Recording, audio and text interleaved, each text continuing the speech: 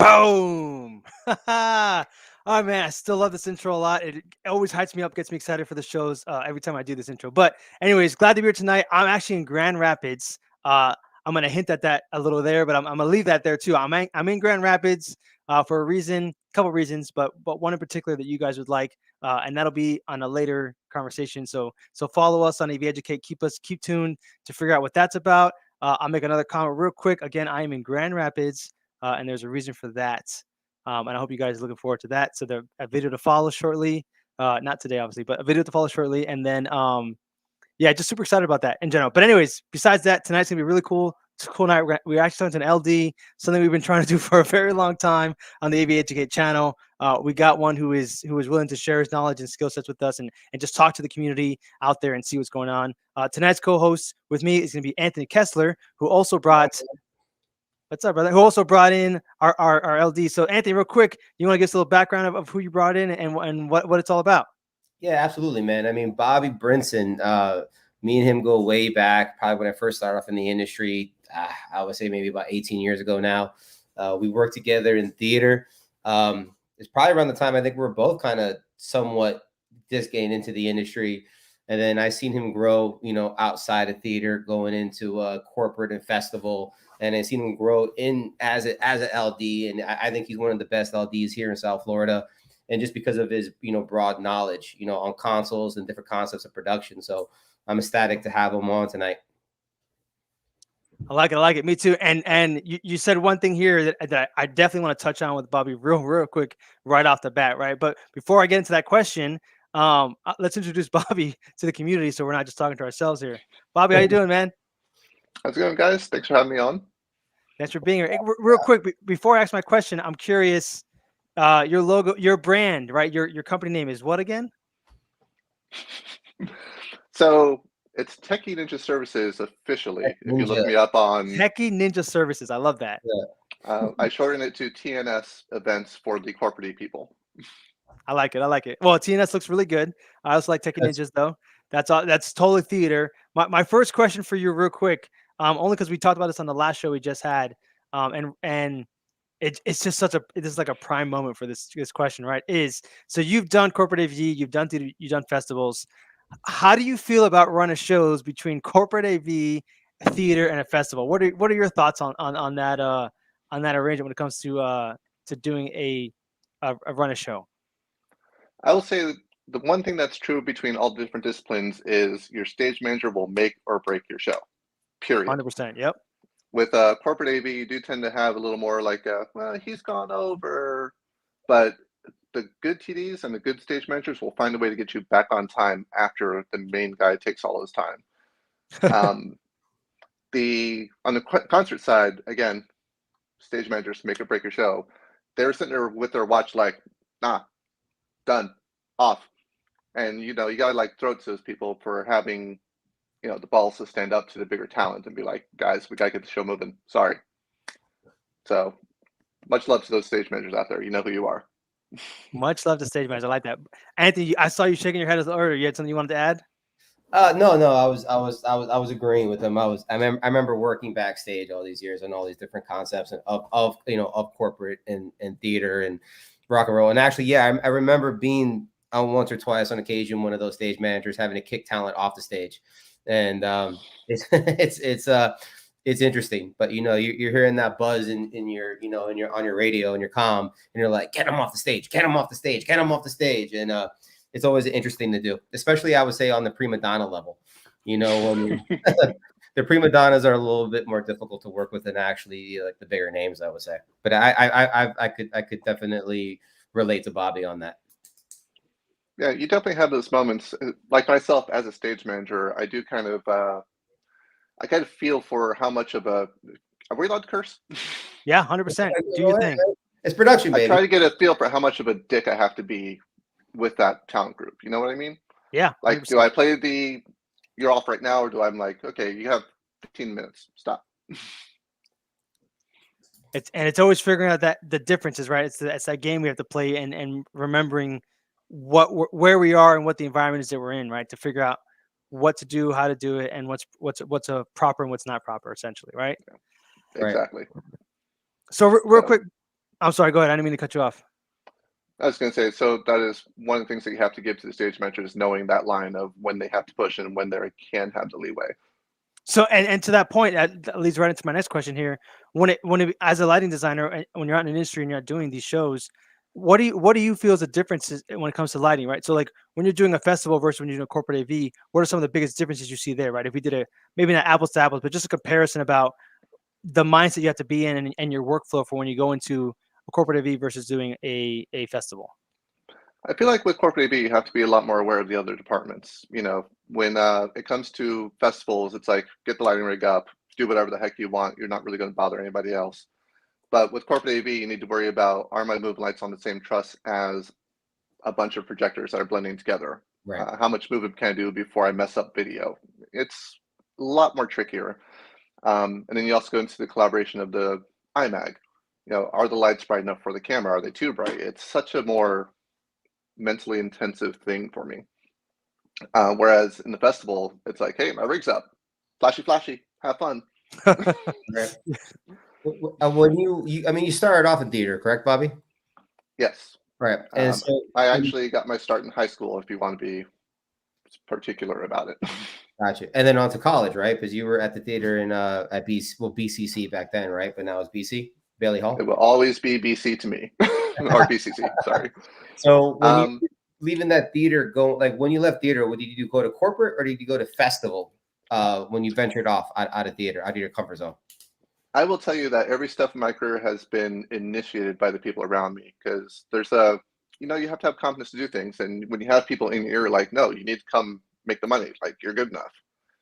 Having that belief is really hard at first. That being said, I went from theater to like touring venues like Parker Playhouse.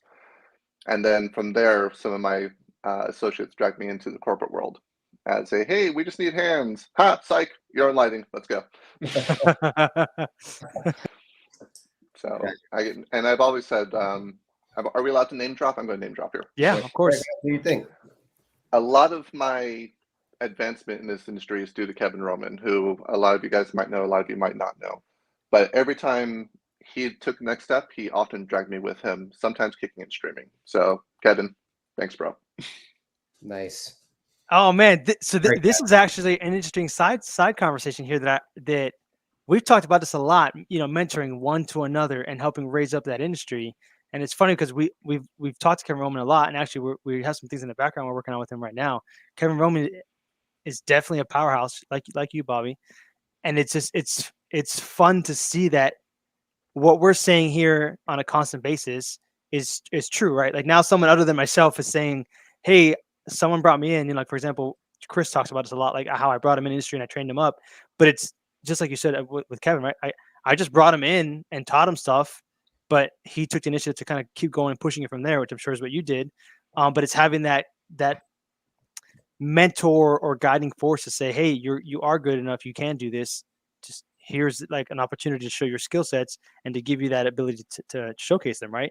And you ran with it, you took it, you ran with it, and you're like, oh, I could totally do this. This makes total sense, right? Because we get stuck in our minds, and what you said earlier too about believing in yourself, right? We get stuck thinking, oh, I need to have all these things to do the job, and it's like, but Kevin Roman believed in you, and you ran with it, and now look where you are, right?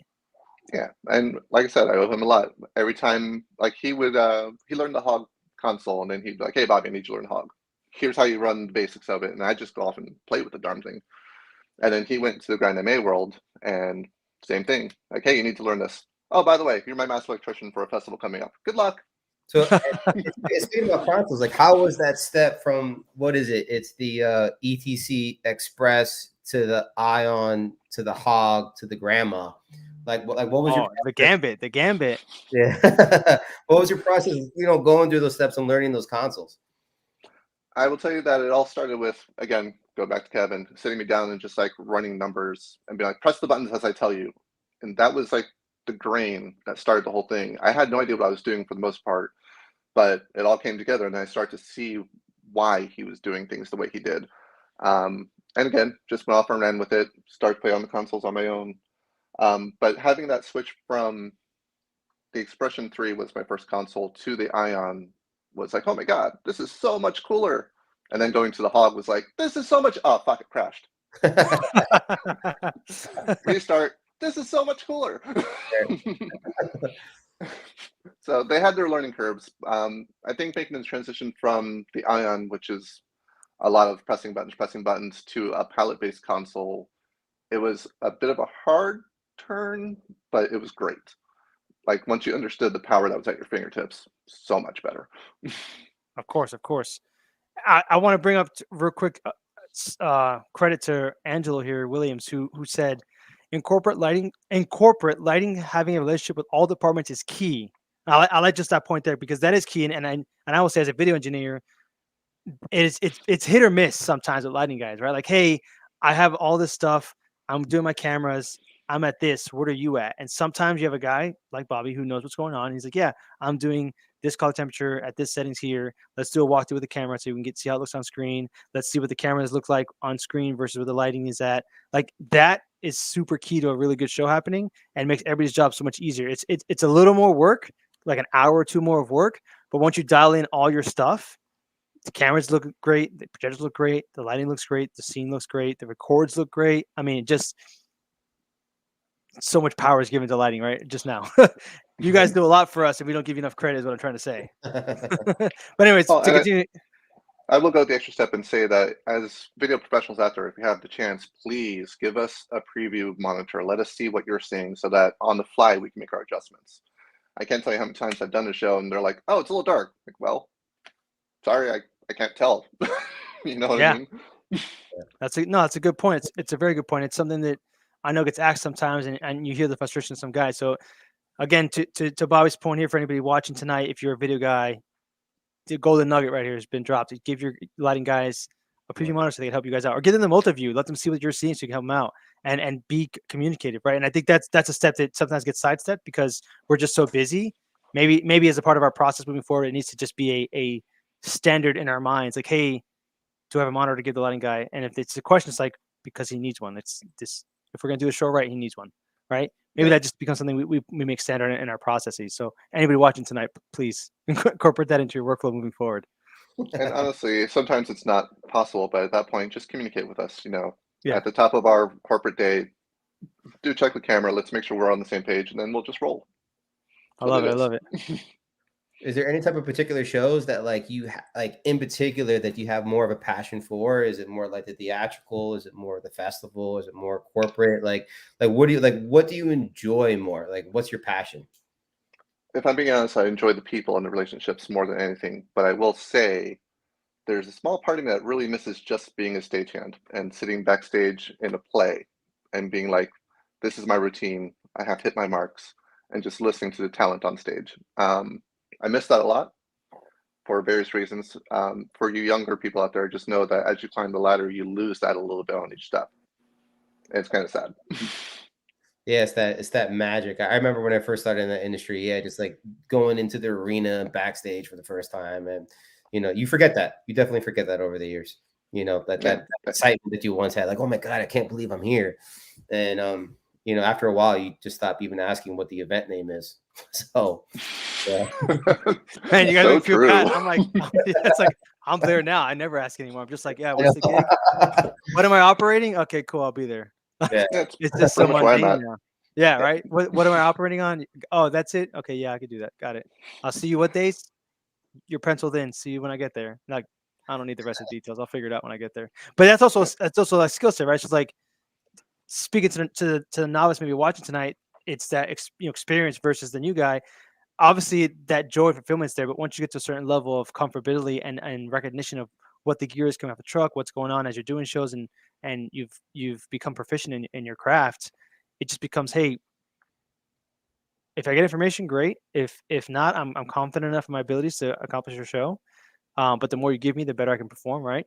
Right. And on the flip side to that, though, to what you were saying, Bobby, it's interesting because you do lose that magic, right? Of what it is you are doing. And we get it happens on different levels too. Like you get caught up in the whole, okay, whatever, it's just another show. But you also, the higher up the ladder you go, the less of the stagehands are going to come talk to you. For instance, there are people who are like, oh my God, he's the LD. I can't talk to him. Like, no, dude, come talk to me. We're on the same page. Just, you want to learn something? Here's a board. Let me show you. And you do lose that the farther up you go. I mean, do you think that in theater there would be ever like a place for like a hog or a grandma, or do you think that like there's a reason why theaters still pretty much use an ion? Depends on the theater. If the house is mostly Broadway driven, then they will stick with the ETCs because that's what Broadway uses more often than not. In some situations, with some venues that you and I both know, they should probably be running an MA3 by now. I would like to say Hog should be in there more often, but if I'm being honest, I don't see them out in the wild anymore. It's kind of sad. I really miss that platform. Well, you missed the hog out there. It's gotcha. It's like a nice in between of easy to learn and actually can do what you need. Whereas the MA, it's a wonderful console, but the learning curve on it is might as well be a brick wall. Gotcha. Well, fun fact for anybody watching tonight: if for the hog guys, if you weren't aware, and this is on the video side, so maybe we are partially to blame for this. I don't know, and I'm sorry if we are. Barco bought out your frames. They bought out the hog frames.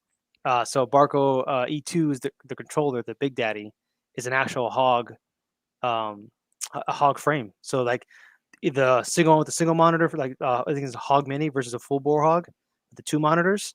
That is now an all-in-one Barco E2 system you can get as a controller or as the system all in one. And it's because Barco essentially bought out the manufacturer that made the frames for all the hogs. So if we did that, sorry. Makes very nice little Barco consoles though. Super nice. I like the dual monitors, touch screens. It's very pretty. So what are some of the most recent shows you've done, Bobby? Fuck, I don't know anymore. What have you done post-COVID? What have you done post-COVID? I actually just picked up a new client probably in November called Floyd Nation, which is a Pink Floyd cover band, and they've been a lot of fun to work with so far. The rig is still on the small side. We're kind of working our way up to it. We've only done 2 shows live together, but honestly, this week when I'm done working with you guys, I need to sit down and program the rest of the show because the first 2 shows was me walking in and being like, all right, what are we doing? You know, which is not the way I like to operate. Was there any shows that you were disappointed in canceling during COVID? Were you like really bummed out? All of them? Was there All of us were. Everybody. Well, I was really looking forward to actually doing Meatloaf. Honestly, was that would have been good. I got really bummed out from a week run of doing Meatloaf. What is it? Bat Out of Hell, right? I think is the name of the show. Yeah. So that really sucked. And now he obviously passed away, so that's nothing that I could actually ever do again. So I don't know if there was like that one show that you had that got canceled during like COVID back in 2020 or. No, like I said, at this point in time, a lot of my love for the industry is with the people. So as long as, like for me, I don't really care what the gig is. If I have friends there, that's why I'm going. And while I am sad that we missed out on so much entertainment and so much hanging out with friends and doing crazy stuff, I was grateful to have more family time, which is something that you young people might not know about, but as older people, you know, it's an important thing. Family time, personal life. What's that? Yeah, I was going to say the same thing. Yeah, what's that? I lost It all was that. a hard curve too, because I went from being like a night owl to, okay, I'm up at 7:30 in the morning to do kindergarten with my kid. Yeah. You went from like focusing the light to like working the frying pan or what? Yeah, a little bit of that too. Yeah. Just had to support my wife in every way to make sure we got our bills paid. It was Yeah. So it was a Bobby, fun change. on that point though, did you pick up any new skills while you had this kind of little bit of a downtime? I'll call it a downtime, right? This semi-forced vacation. Did you pick up any skills while you were just relaxing? I'm a better father now. I As agree far with as that. the industry goes, I didn't really do as much as I wanted to. I had intended to focus on learning the MA3, which I did download the software and start to play with, but I haven't every time I sat down to work on it, my daughter would need something and I'd end up playing with her instead. That's a good excuse though. I like it. I like it. Yeah. Is there And- anything? Go ahead. I'm sorry. And to be honest, with all the inactivity, because in the industry we work our butts off, and that's our gym. I was Yep. getting a little bigger, so whenever my daughter was like, "Hey, I mean, everybody. let's go ride my bike," I was like, "Okay, I could use a jog." So she kept me thin, thank God. Nice. do you have a pet peeve on like spotlight operators? Like when you're calling the show, and like, is there anything that like a spot operator does that like really irks you? I gotta put it on Uh-oh. spot, man.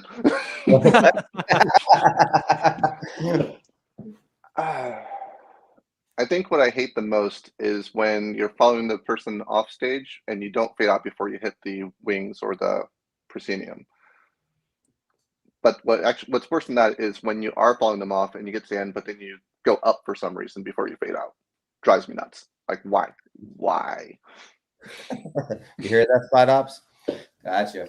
Now, Okay. so to that point, I didn't know. I mean, I'm a video guy too, but I didn't know that was I didn't know the technique was something. Maybe that's something that aviation could pick up the baton on here, right? And Right. offer your words, Bobby, and maybe offer some kind of micro, just hey, like here's some expected best practices in the industry that you guys should be doing when you're a spot op operator, and maybe that finds or gets into the hands of the right people when it needs to be there to say, hey, here's some basic techniques that you should be following that makes what your job is being paid for so beautiful when you're doing it, right? Versus I'm just following this guy and it's I'm doing the bare minimum. I'm here because I'm getting a paycheck. Versus Yeah. I'm a professional. I want to just look as good as possible. Here's what you can do, and here's very little. Here's like all the details you need. It takes very little to make you look good. Yeah, and I think the other thing is follow spots that lock their stuff off at every second. Like, no, dude, you don't know when that person's going to go running cross stage. Do not lock off your follow spot when you're following. If they sit down at the piano and they're doing a whole piece at piano, okay, lock it then. So so that really happens? Like spot ops actually Yes. lock? Really? I sometimes hear it over headset. You see that, and it's like, oh, okay. And then the person will walk and they're like, ah. Camera guys, I know camera guys. Some camera guys do that too, though. They'll get into position and they'll start locking it, and then you'll see like the. You're like, hey, stop locking your camera. Oh, it wasn't locked. It's like that was definitely a locked camera. You just forced to move as you unlocked it. Yep. An earthquake happened on your shot, and there's no earthquake in this building. Yeah. So that would be probably my bigger pet peeve, if I'm being honest. And like, were you excited to see that like whole like change as like we started to like move away from conventional lighting in a way, like as you see less and less of it out there? I mean, what like how do you feel about that? I feel like I probably embrace it more than my counterparts do. I know a lot of people are like, oh, but the quality of the light's not quite as blah, blah, blah. And I'm like, yeah, but look at all how much more I could do. It's totally worth it. That being said, the early RGB days were really rough because you're like, oh, white, that's lavender. But it has come a long way, and I'm, shout out to Chauvet. They have done a lot of good things with the addition of the lime colors into their lights. So now that we're at the point of having the RGB AWL, like you're able to get a lot more of those softer pastels, and it's working out better. ETC recently did a release of the deep red LEDs, which are supposed to help you fill in the red space a bit better. And I haven't got to play with those yet, but I'm really excited to see how they look. Awesome. That's really cool. Not to get us off topic here, I want to just give credit to where credit is due. Elise here asked the question for you, Bobby. What are Bobby's favorite LED fixtures for front light and backlight? And I don't know if that's two separate combos there, or that could be answered in one take. Definitely depends on the show. I am completely happy with the Mac Auras for front light and backlight. I'm happy with the Chauvet R2X, RX2s and above for backlight. I haven't used them for front light yet, so I can't really tell you how I feel about them. Those are my primaries, I would say. Oh, and fuck, where are those? For concerts, I'm a big fan of the Elation Razor 7 whatever IPs. They're a little bit on the big heavy side, but they have like huge zooms, plenty of output. And I'll add a question to that. What do you think about when producers or event planners use the LED back wall as a backlighting for that and don't give you lighting? What is your perspective on that? I don't know why they hate themselves. Why do you say that? I'm just curious. You have a lot more control with backlight, and it also has something to do with the angle. So, like, if the LED wall is up too bright, you're of course going to blow out the cameras. Right. So using it as a backlight is not a great plan. Whereas if you're using it as like a backwash instead, you have a little more control over how much highlights you have on their shoulders and their head, as well as in general color. Whereas I don't know, like using the LED wall is like, hey, here's a cannon for what could be a fly swatter.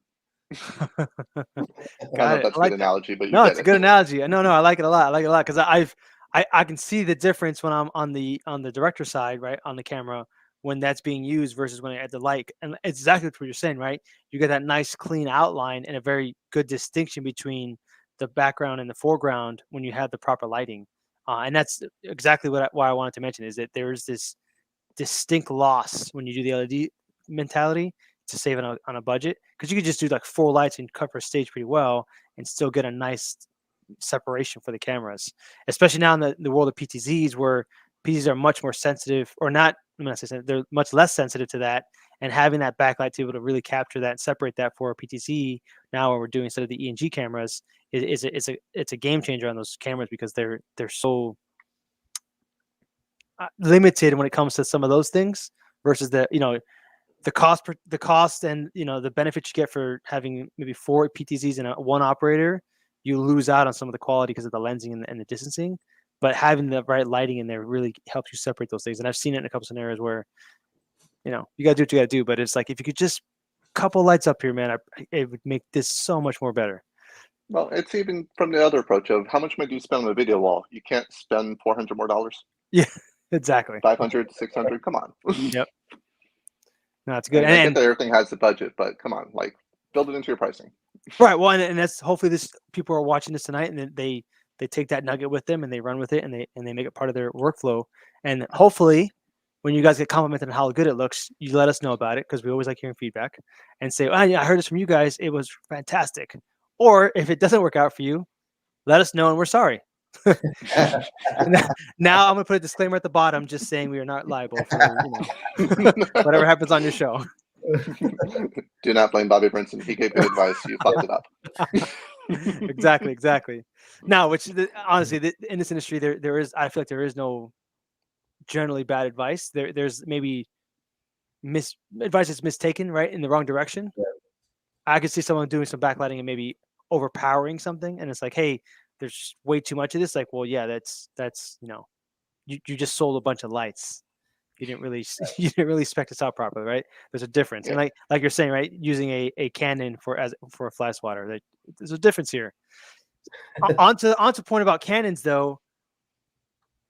So interesting thought came to mind, and again, I'm not a lighting guy, so this could be just a far-fetched idea. What is your perspective about a spotlight operator versus just using a moving headlight? Is it more of a control thing? I feel like with the follow spot operator, if you have a good one, you can trust them to make decisions when you're distracted. Whereas if I'm running a show and I also have to control a light with a pen and tilt at the same time, it's a horrible idea. Right. That being said, for shows that have very strict blocking and the actors or performers know I have to stand here, I have to hit my mark, it's okay. Because it's just built in the show like, oh, he moves to the left, he stops there for 10 minutes, he moves farther to the left. And you can program that in and tell them exactly where to stand. But in general, I'd much rather have a real follow spot operator, preferably one who knows when to fade out and doesn't do that stupid whoop thing. Just saying. What's your take on and even like spot ops that like when I was first taught to be on spot, I was told like you shouldn't really ever ask questions unless you really have to. You need to stay quiet, and that the LD will direct you on what you're doing and let you know if you're doing something wrong. The idea is just to kind of just shut up on comm and just follow direction. And if you do something wrong, that your LD is going to let you know. And as well as obviously like never do anything until you hear that word go. Obviously you get the standbys, but the only thing you hear go. Do you ever feel like you have spot operators that are maybe talking too much on comm or are overly asking questions or maybe jumping the gun and don't wait for you to give them that go? Like they end up doing it like a little bit too early? I'm just going to preface this by saying anybody who's worked with me, I really suck at calling cues. So thank you for covering my ass. Well, there we go.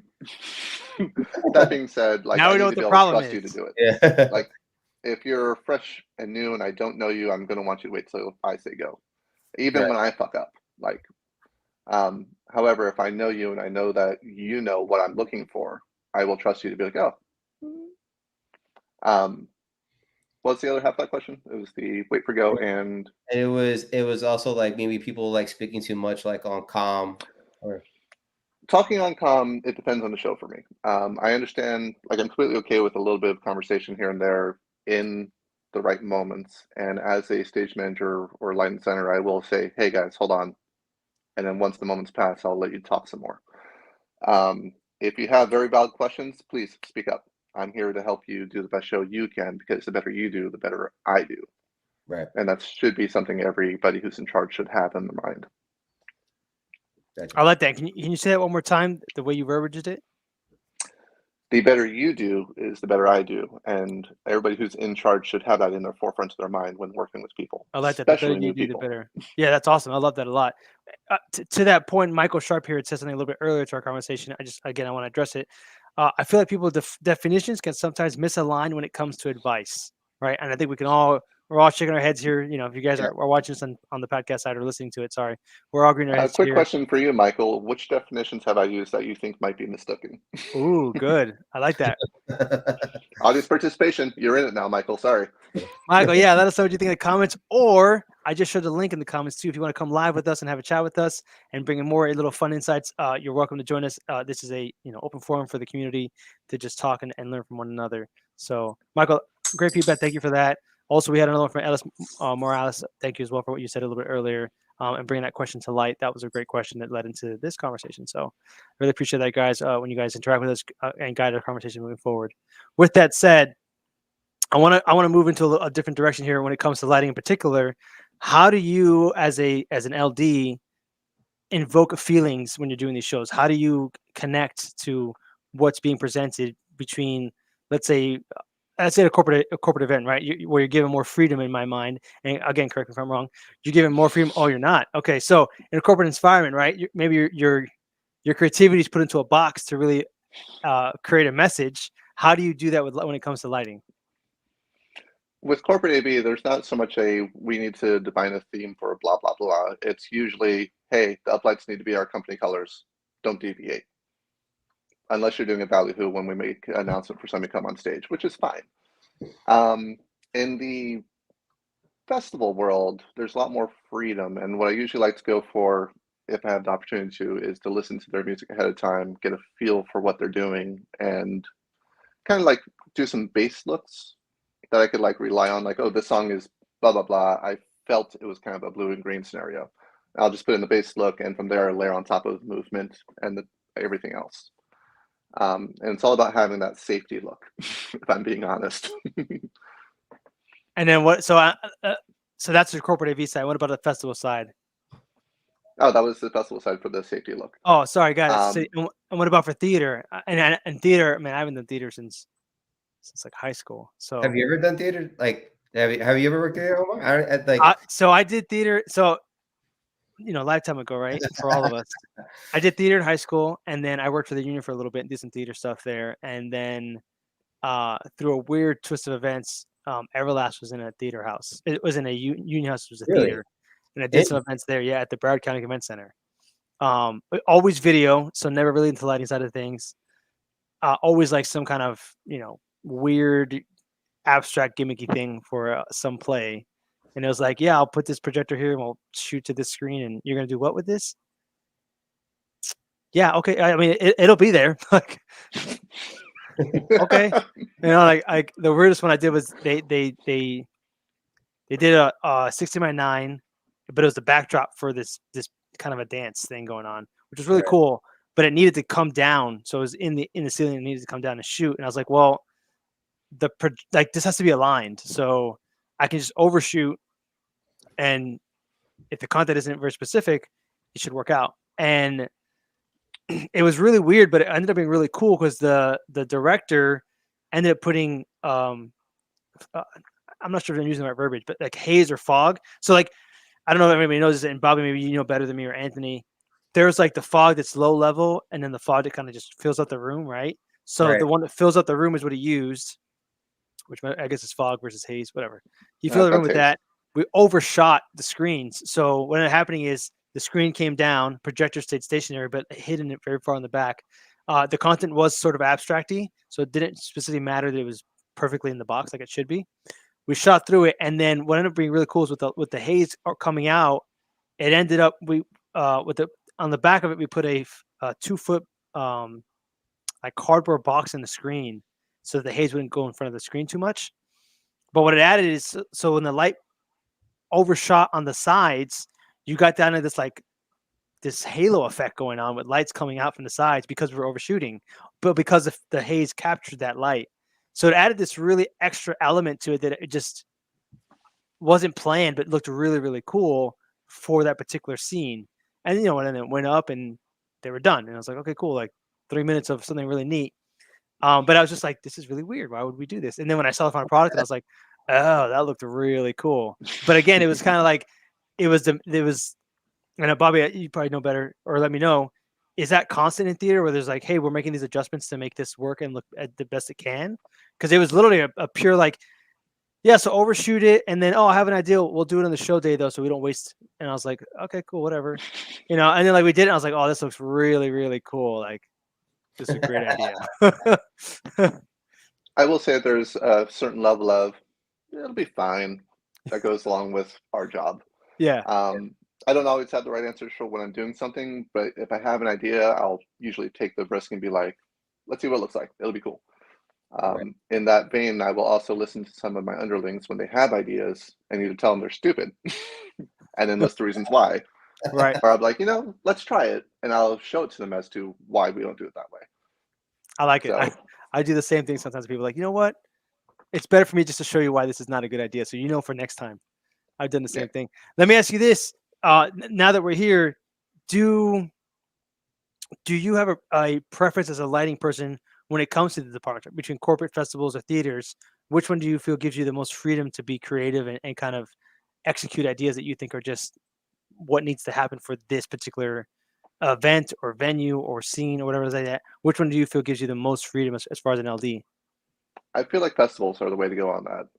With corporate, it's very much we need to see the people. We need to have a little uplight around the room.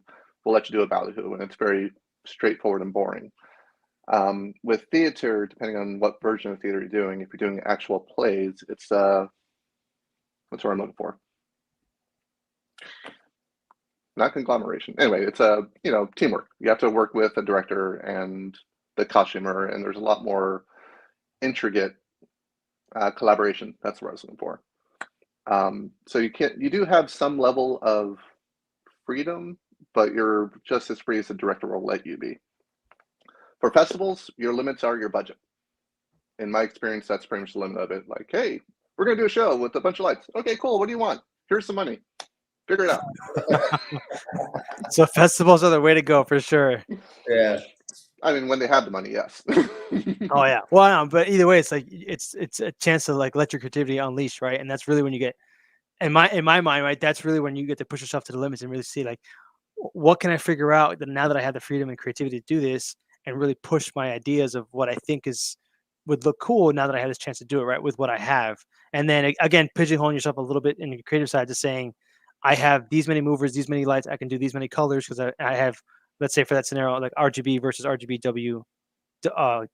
WY. I just have these. Like, what colors can I really make that makes this work out?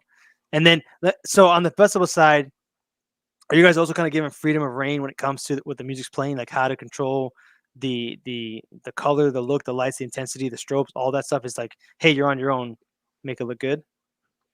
It depends on what level you're playing at. If you're on the smaller side stages, absolutely. People don't really care as long as you see the band and the band's playing. If you're on the main stages, it's usually a bit of a collaboration between you and the main act's LD. You tend to go back and forth like, this is my festival patch. Is it acceptable? And then they come back, they're like, yeah, it looks good. Or like, hey, can we add a few more of these?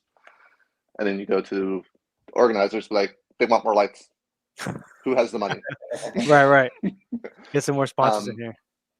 But for the most part, leading up to the main act, whoever's in charge of the LD on the main stage is usually just having his fun. Sometimes you'll have a production manager come over and say, hey, he doesn't really like to be blinded. Can we not use follow spots?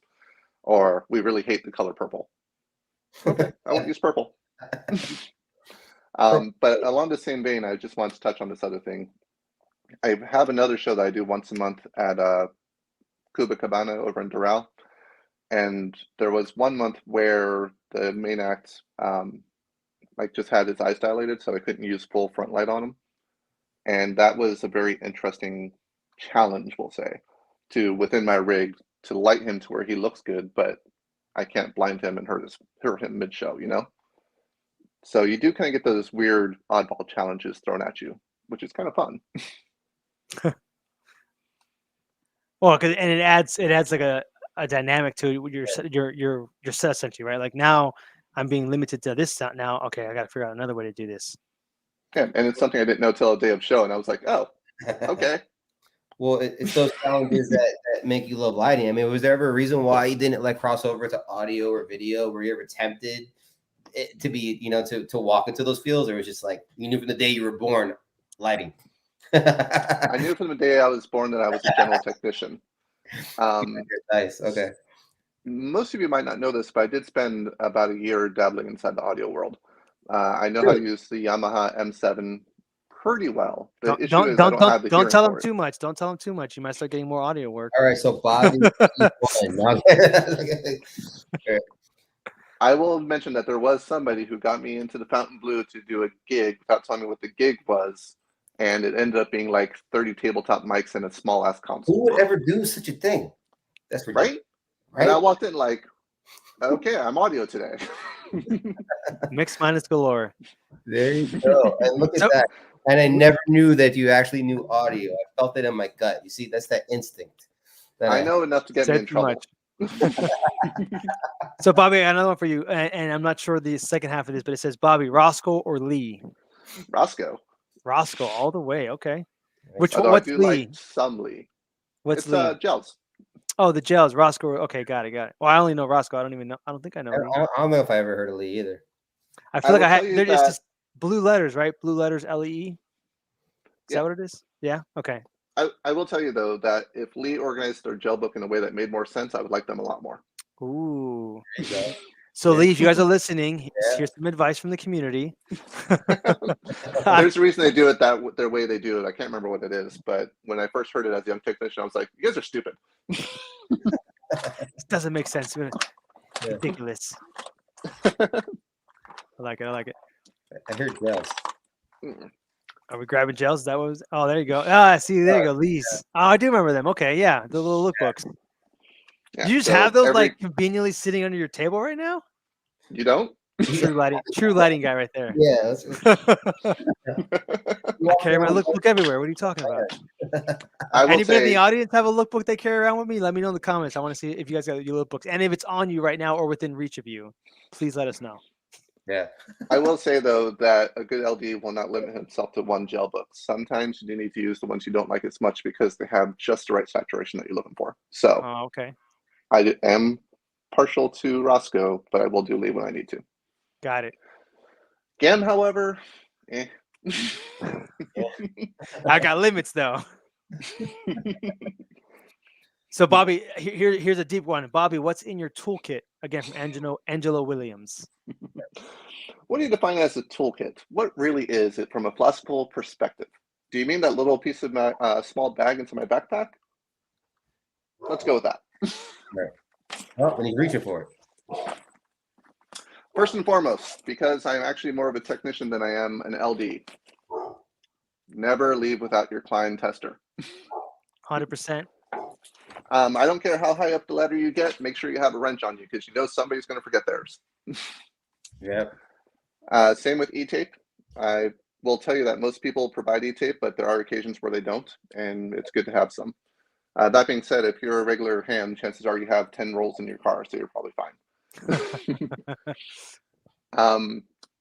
As far as the more LD specific side of things, my computers, absolutely. I always need my drafting computer with me, my lighting console computer with me, and my iPad. Like they are always with me when I'm on a gig. That pretty much covers my basics. I have some good friends that are really good technicians that have work boxes that I raid constantly when I need stuff. So it might be a better question for them as to what they give me. Got it. Oh, I like and always with the multi-tool. screwdriver. Yep. Yeah. Oh, 100%. So a lot of people do the Leatherman multi Gerber thing. I usually keep them separate. Like I like my knives to be knives. I like my screwdrivers to be screwdrivers. I hate I being up on a ladder and fiddling with a fucking. Give me a screwdriver. I have a Leatherman bracelet that I use when I'm on show site. It's just super convenient. It's easy. It's low key. Usually I'm in like a TD or leadership position, so a Leatherman just is bulky. So like that, just it's there. People are like, hey, yeah, use this, and they're like, oh shit. So it works out.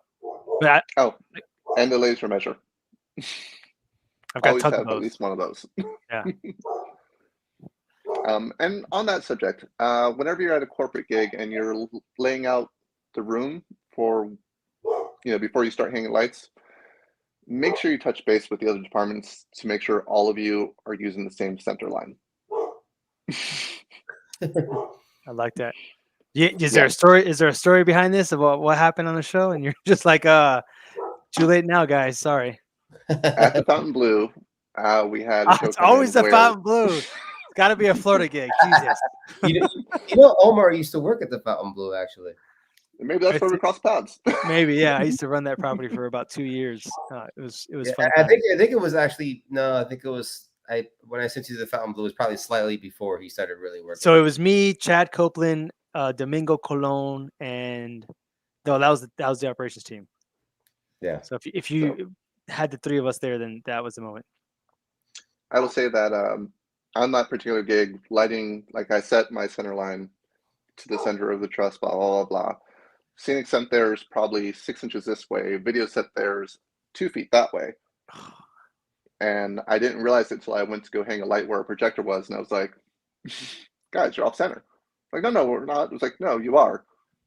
And we went through the whole thing. And by the time we found out that every department had it wrong, except for us, because I talked to the TD before I made my mark. So but by then it was too late. Noted from the community, Rob White and me did a show recently. The bracelet held a ton. I know that guy. The projector bracket. So Rob and me have done a show and he's seen the bracelet I'm talking about. It's a Gerber in a bracelet form. Super convenient. Angela Williams here says, yeah, that's right. The center line should be the same for all departments. Emphasize all departments. I'm emphasizing it. He didn't do that, but he put LOL at the very end there. It makes your day a lot better when it does. Well, yeah, and the show goes better, right? Because now you guys don't have to figure out what the hell is going on anymore. Helps when you communicate with all the departments for sure. So we're about 10 minutes left on the clock. I sent out another invite for you guys to join us live for the last 10 minutes if you want to. I know Rob has come before in the past at the high hour to give some insights into some funny stories. So again, anybody's welcome to join us. We got about 10 minutes left. With Bobby here, who's been a great guest with us tonight, talking about all these things. Dropped tons of knowledge. Definitely learned a lot today. Is there anything particular that we haven't covered, Bobby, that you'd want us to talk about real quick before we end the night? And again, we have 10 minutes, so we got time.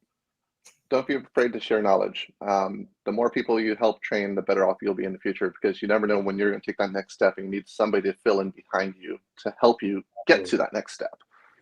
That is probably one of the biggest things I need to emphasize. It's not a question of if I train him, he's going to take my work. If you're training the right people, they are loyal to you. You are both friends. And there will be times where you'll double book yourself and you need somebody you can trust to take over. I might be speaking from experience next week, but that's just besides the point. Right. But yeah, don't be afraid to share knowledge. Like everybody's here to do the same job. Just make sure we get there and we do it safely. I believe that's huge. You know, I had a conversation with the tech, and it's not really in lighting or in LD and another particular skill set. And then he was even telling me that the way he and a lot of the guys think is that they don't want to train because they feel like they're training their future competition or someone that's going to outbid them on the job. And I feel like that's a horrible way to think. I think a lot of times, clients and shows is really based upon your relationships. And if you think that you're easily going to lose it to somebody because maybe they're charging a little bit less, I think you're doing something wrong. But we're all here to share and pass down what we know. I'm not here to just keep it in fear that too many people are going to know it, and then we're going to get outbidded at our own jobs or create our own competition. Yeah, no. And I think in our industry, especially, to your point, Bobby, if you do train the next person to come in so that you can move up the ladder, essentially, right? As a freelancer, you to move up that ladder, you're also leaving yourself in a good place for that client to say, hey, I'm not abandoning you. I'm still here if you really need me. But for the most of these shows, since whatever reason I'm moving up, maybe pay raise or skill set, whatever it is, here's someone for you for now that I'm trusting to take a lot of these other shows, and then vice versa too. Like you said earlier in the conversation, this industry is a very word of mouth, and like we are very good. And so anybody who's tuning into this, or anybody who's tuning in right now or listening, take this to heart. This industry, and I say this all the time, Anthony can test this, Bob can test this, we are very good at finding the fakers so you make it guys, Right. versus the guys who want to do this for a living, and you will get weeded out very quickly. To that point, though, I want to bring up, Bobby, your demeanor tonight has been very calm, cool, and collective. To that point, Rob White has said something here, which it speaks volumes, because I definitely reading it and I'm seeing it from you as we're doing this. But Bobby got comments yesterday on a show in SLC, always handles changes with calm, collective reactions. That is super key, is being calm, cool, and collective when we're doing shows, because that's the difference between something going out of hand, right, and something just being handled because it needs to be handled, right? Like no matter what the scenario is, it needs to be handled. So you reacting the way maybe not appropriate for the scenario isn't going to make it any better. But being calm, cool, and collective is definitely the way to go, especially in our industry, right? Followed up with, as well as, also he's a hell of a wall switch tech. Is there a story behind this? What's going on? What's going on with this hell of a wall switch tech? Are you like certified wall switch tech? One of my first corporate gigs was running house lights, and I just took a book and pressed the button. And I recently did his job with Rob, where we couldn't control the lights from the board, and he was like, "Well, here's your chair." And I just there you go. There you go. Got to do what you got to do. You made it look cool. There you go. Awesome. So a couple of things here that came up too. Michael Sharp says there's a lot to be said about people's character, and often there's that perception of threat through competition. You burn a lot of bridges. Totally agree with that. Do you guys have anything you want to add to that real quick before I go to the next one? No, we're all in agreement. All shaking heads. Yep, 100%. Michael Sharp also adds as well, 2 or 3 years down the road, you might run into them again, and someone else took up the mantle of showing them. Right, 100%. And now you've shrunken your network because of that situation, right? Instead of expanded it with that person, which I think is key too. Angela Williams, thank you for tuning in with us. Be safe as well, man. Hope everything's good. Got about 6 minutes left on the clock. Bob, before I let you go for the night, any last words you want to say to the community? Any kind of final takeaways, quotes you love, or just, hey, don't be an asshole out there. Do your job. For you really young people who are getting into the business and you're like, I hate business, blah, blah, blah. If you're a freelancer, you are your own business. Take a business class if you need to and help you down the road. I never did. I should have. I never knew when I was younger that I would start my own company. Here I am. And as much as I like to learn things the hard way, there are probably better ways to do it, which will save you a lot of money and time. So if you're in a position to be able to take a couple business classes just to get a baseline as to how it is to run a business, strongly recommend. On the complete flip side of that, take care of the older technicians. They're not going to be around forever. There might be a couple of them who may not be able to push a road case like they used to, but they have a lot of knowledge. Talk to them, learn what they know. And just, don't be dicks to them, because eventually you're going to be old and you're going to be having trouble pushing a freaking road case. Karma. What goes out comes back. I love it. Bobby, thank you for being with us so much tonight. You gave lots of golden nuggets. I love how you just wrapped up with your talk tonight, especially about the older generation. I will say a very good mentor of mine, Mark Duffy, who retired but still does things here and there. I followed that guy for about 6 years under his kind of wing. And when he, again, like you're saying, moved up, a lot of his clients became my clients. And it was just not expected, because I was learning so much from him already. Like, why bother? But your point is totally valid. And I hope people are taking that home, because we are at that premises, right? This is a new industry. The guys that are older, they kind of created this industry, right? They're maybe the founders. I don't want to say the founders, but they've helped create where we are now. And they're about to get out and retire. So use those guys and use that knowledge before it's gone. Because once it's gone, it's gone. Again, sorry, Bobby. Can I just have one more thing? Yeah, of course. Be the change you want to see in the industry. When I started out here, it was very much a boys club, we'll say. And I like to think that my generation of technicians has gone the extra mile to make it more inclusive of the girls in the world. You don't need to be a dick about it. If a girl looks like she's struggling, ask if she needs help. If she says yes, help her. If she doesn't, give her a minute. Don't just walk over and take shit out of her hand because she's a girl. Yeah. You know what I mean? And I feel like our industry is taking some positive steps in that direction, and I like seeing it. So help keep it going, guys. Awesome. Thank you again, Bobby. Thanks, guys. I'll see you next time. All right. See you next time. Thanks, Bobby. Appreciate it. Anthony, what a fantastic person you brought onto the show tonight. This was great. Lots of golden nuggets. I feel like an asshole myself. I did not know as much as I thought I knew about lighting. Definitely didn't know about the spotlight stuff. Thankfully, I've never run spotlight. Now, if I do, though, I have some fundamental knowledge, right? I don't have the hands-on yet, but I've got the hey, I should be doing this. Please, lighting guys, and if I do that position, don't beat me up too much, but keep me on my toes. And I think that he makes a good point. Business class, I think that'd be great. I wish I took one as well. And then also, old. I'm getting old too. Yeah, my back's starting to kink up. Oh yeah, I gotta. No, I'm at that stretch. I'm at that middle where I gotta stretch a lot nowadays. Yoga. It was weight training when I was younger. Now it's a little bit more yoga. Right. Keep flexible. Keep going. But to that point, and just to add another fact out there for the community, if you guys weren't aware of this, you can go take college classes and just pay for that one class. You don't have to enroll in college to take some of these classes. So if there's a university down the street, a community college down the street, community college much more affordable. Look on their curriculum, see what they have for businesses. They might have something particular for freelancers, something for 1099, or maybe just tax stuff. Take that class. It costs you a couple $100, a couple days out of your week. You can even do it online nowadays. It'll benefit you. And one thing that Bobby mentioned really well that I love about that what he said, and that we talk about a lot on this show, and Anthony, you can attest to this. You are more likely to get return on your investments if you invest in yourself. Absolutely. And if people are aware of that you are investing in yourself constantly, and a lot of the guys, and Bobby, I'm sure is included in this, when they move up in these top tier positions, which like you were saying, like, hey, you lose some of the magic, but when you get there, one of the things that a lot of guys do, and myself included, is even during the pandemic, I still got certifications for things, right? Yeah. Maybe a little more than usual, but I always tried to get at least one training a year, and I would lose a show for something, but that put me above somebody else in the industry, right? And not to say I was trying to be like, oh, I'm better than you, but to say, hey, I've learned this new piece of gear because I want to get more clients and do more shows guiding to this direction. And I kept doing classes in that direction, right? So like, obviously video's been my forte. I've taken a bunch of classes on this. I've done a bunch of things on this. And the more I learn, the more I try to move up on my skill sets and take that ladder to myself.